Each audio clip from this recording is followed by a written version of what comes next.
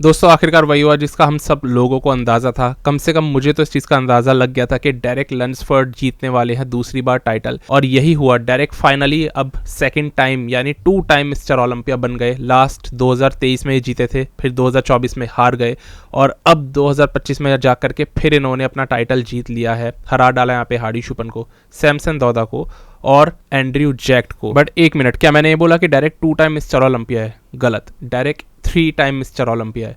212 का टाइटल कौन गिनेगा जो उन्होंने 2021 में जीता था। डायरेक्ट ने यहाँ पे बहुत सारे एथलीट्स को हराया है और सारे के सारे एथलीट्स आज इनक्रेडिबल शेप में आए थे। यहाँ पर सेकंड नंबर पे चले जाते हैं हार्डी शुपन, जिनका डेफिनेटली कोई इरादा नहीं था सेकंड पे जाने का, और हार्डी के फेस से पता लग रहा था उनको अच्छा नहीं लग रहा।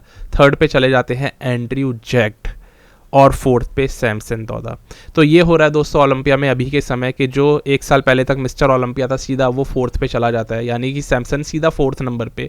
और ये कल देखने में लग रहा था जिस हिसाब से एंड्रयू टाइट होते चले गए और सैमसन सबसे ज़्यादा लूज थे इन तीनों एथलीट्स में, तो ये लग रहा था कि सैमसन हार सकते हैं, मतलब बुरे तरीके से हार सकते हैं, और ये वही हार है। इसलिए सैमसन का भी काफ़ी फेस उतर गया था जब वो फोर्थ प्लेसिंग पे अनाउंस किए गए। फिफ्थ नंबर यहाँ पर लगता है मार्टिन फिट्जवाटर का, और उस हिसाब से मैं ये अभी अंदाज़ा ही लगा रहा हूँ क्योंकि मुझे भी क्लियर नहीं है, लेकिन मुझे लगता है निक वॉकर 6th नंबर पे गए हैं, क्योंकि मार्टिन और निक दोनों 5th के लिए लड़ाई कर रहे थे और मार्टिन इस लड़ाई में जीत गए। तो फिर 6th नंबर निक का लगा होगा, और कहाँ निक 6th नंबर पे और डायरेक फर्स्ट, यानी 5 प्लेसिंग्स का गैप है।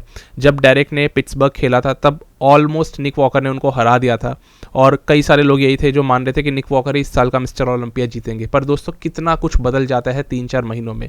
अभी डायरेक्ट इतना ऊपर है निक से, 5 एथलीट्स के गैप बनाते हुए निक से ऊपर चल रहे हैं वो। तो निक वॉकर उस तरीके से उतने ज़्यादा टाइट और कंडीशनड नहीं आए, बट डायरेक्ट ने एक बहुत तगड़ी अपनी बॉडी दिखाई, फाइनल्स में और ज़्यादा टाइट हो गए। डायरेक्ट के पास मेनली फुलनेस और एक फ्रेम है जो जजेस पसंद करते हैं, इस वजह से उनको एज देते हैं।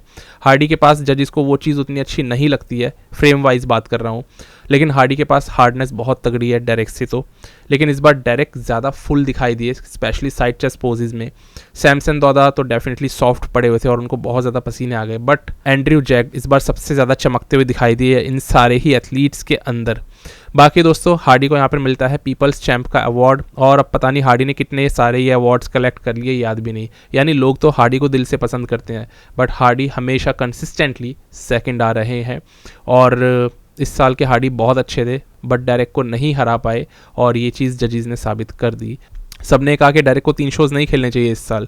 उन्होंने जब आर्नोल्ड जीता तो उन्होंने ये इरादा बनाया कि अब मैं पिट्सबर्ग भी जीतूंगा, और जब डायरेक्ट ने ये दोनों शोज़ जीत लिए तो उनका तीसरा मिस्टर ओलंपिया बनने का ड्रीम था। डायरेक्ट ने कहा मैं तीनों ड्रीम्स पूरे करके दिखाऊंगा, और ये एक्चुअली में उन्होंने सच करके दिखाया है।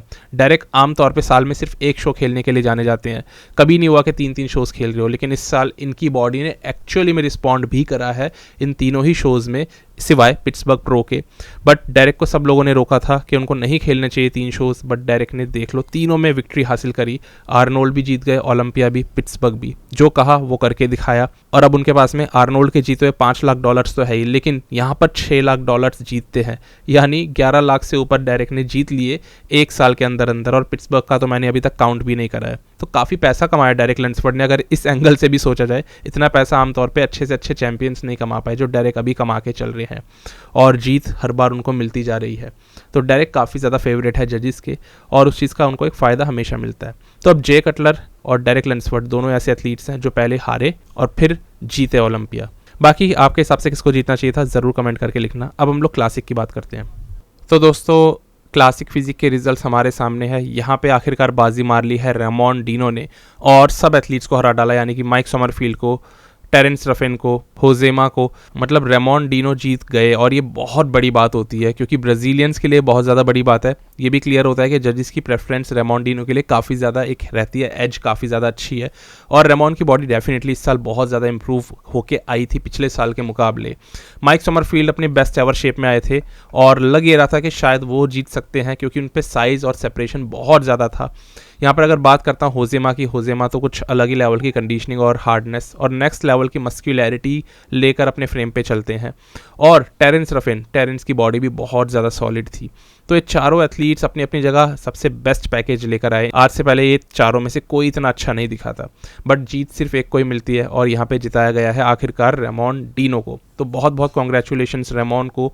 और रेमॉन का जो फ्रेम है, जो स्ट्रक्चर है, वो बहुत ज़्यादा अपीलिंग लगता है ऑडियंस को उनकी और ओलंपिया में बैठे हुए जजेस को, और इसलिए रेमॉन को यहाँ पे पहली विक्ट्री मिली। रेमॉन बहुत ज़्यादा मतलब एकदम ऐसे हो गए थे इमोशनल, और कब से वो चाह रहे थे कि ये जीत उनको मिल जाए। ब्राज़ीलियंस फैंस तो सारे एकदम बिल्कुल ही पागल हो गए, और बोला भी बॉब चिक्रेलो ने कि आप सारे लगता है आधा ब्राज़ील लेकर के आ गए हो यहाँ पे ओलंपिया स्टेज पे। प्री जजिंग वाले दिन भी ये लोग ऐसे कर रहे थे एकदम से चीख चिल्ला, और आज तो सबके सब पागल हो गए।